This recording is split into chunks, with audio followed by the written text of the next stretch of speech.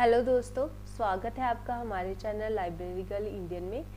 हमारी आज की जो वीडियो है उसका टॉपिक है value added taxes and goods and services tax. इन बेसिकली हम इसमें डिफरेंसेस करने वाले हैं, ठीक है।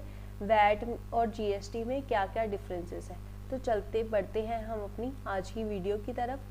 तो फर्स्ट जो हमारा डिफरेंस हम करने जा रहे हैं वो है स्ट्रक्चर में हम देखेंगे कि कौन कौन से टैक्सेस वैट के अंदर लगाए जा रहे हैं, कौन कौन से टैक्सेस जो है जीएसटी के अंदर लगाए जा रहे हैं। वैट के अंदर जो टैक्सेस लगाए जा रहे हैं वो दो तरह के टैक्सेस हैं, central taxes and state taxes, ठीक है।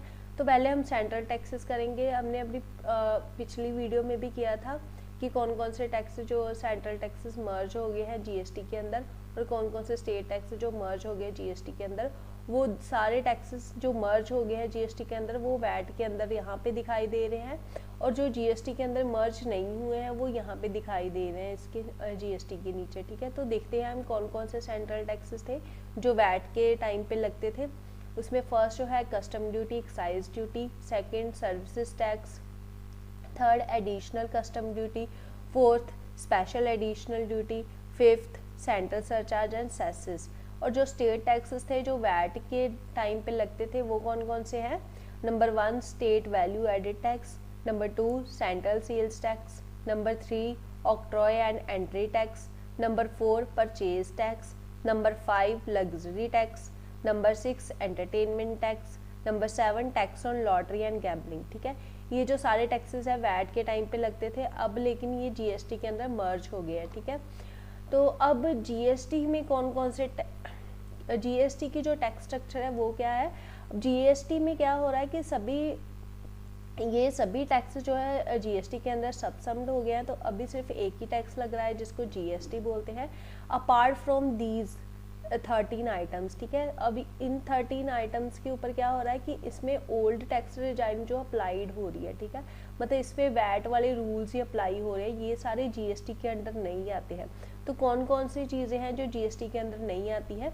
नंबर 1 है petroleum crude, number 2 motor spirit मतलब पेट्रोल जो हम डलवाते हैं, number 3 high speed diesel, number 4 natural gas, number 5 aviation turbine fuel, number 6 alcohol liquor for human consumption, number 7 tax on securities, number 8 tax on electricity consumption, number 9 stamp duty, number 10 entertainment tax levied by local bodies, number 11 tax on sale of land and building, number 12 basic custom duty, number 13 fee chargeable under state law, ठीक है। Basically ये जो taxes है ये हमारी tax structure है, हमने पिछली वीडियो में भी डिस्कस किया था। आप मेरे डिस्क्रिप्शन बॉक्स में मैं आपको पिछली वीडियो का लिंक प्रोवाइड कर दूंगी, आप वहाँ पे जाके इन सभी टैक्सेस को डिटेल में जान सकते हैं।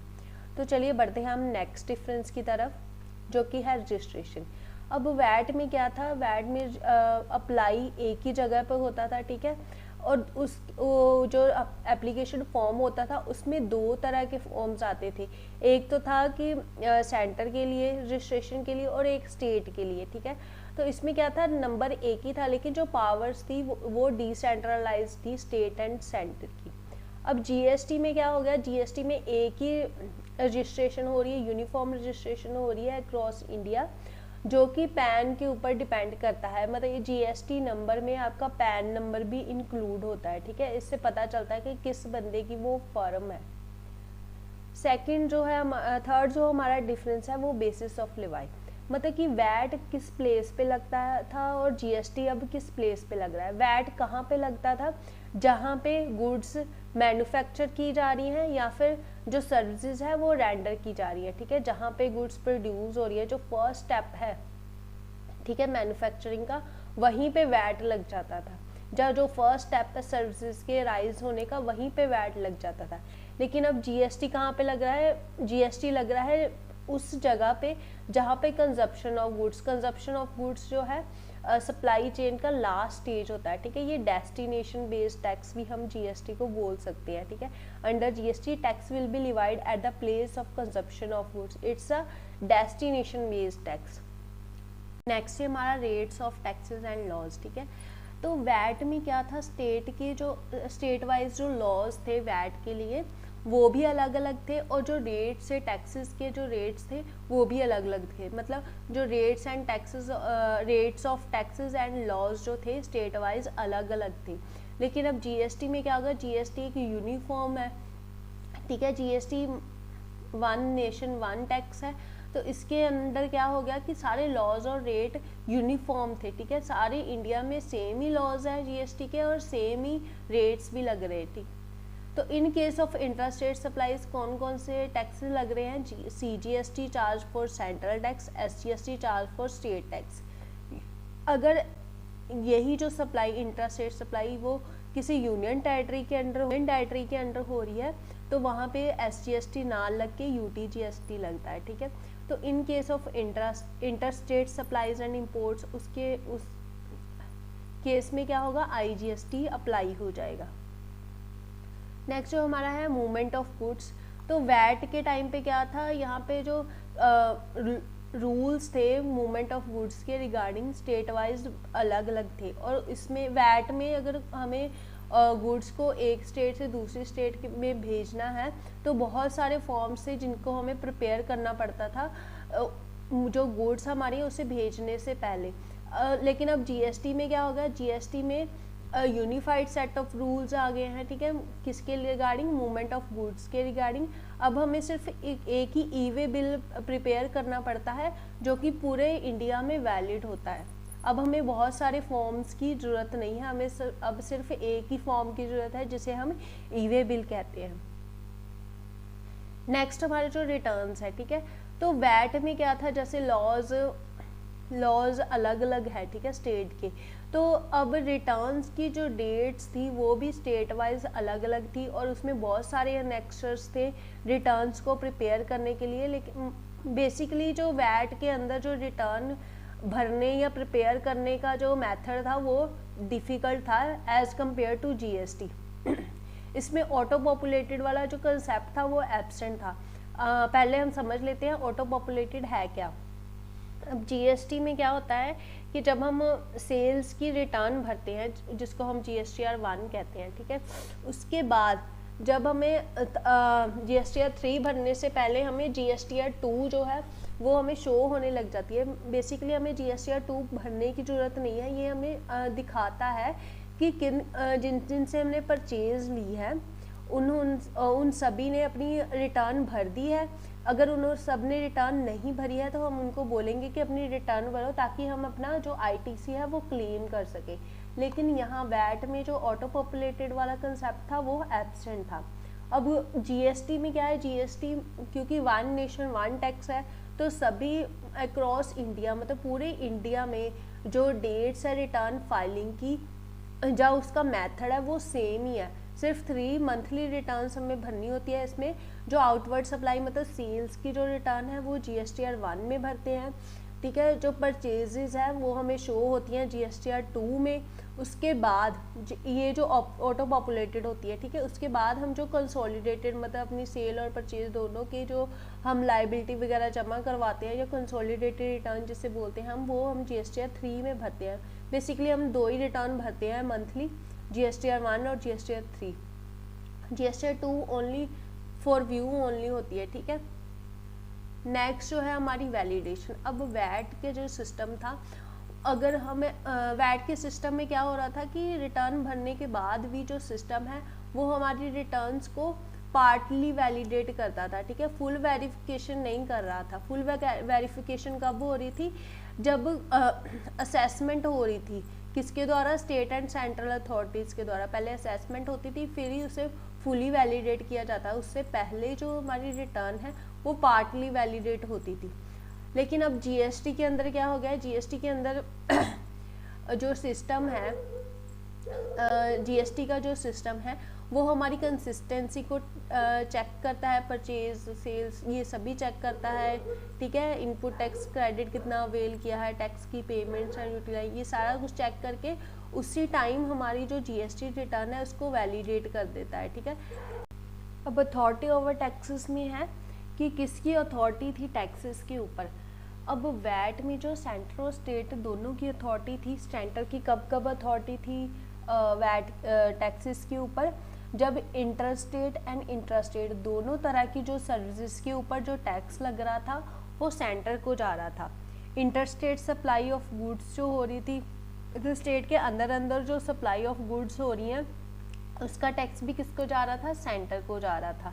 मतलब सर्विसेज के ऊपर पूरे का पूरा टैक्स सेंटर को जा रहा था, और इंटरस्टेट सप्लाईज ऑफ गुड्स के ऊपर जो टैक्स है मतलब आधा टैक्स जो है सेंटर को जा रहा है।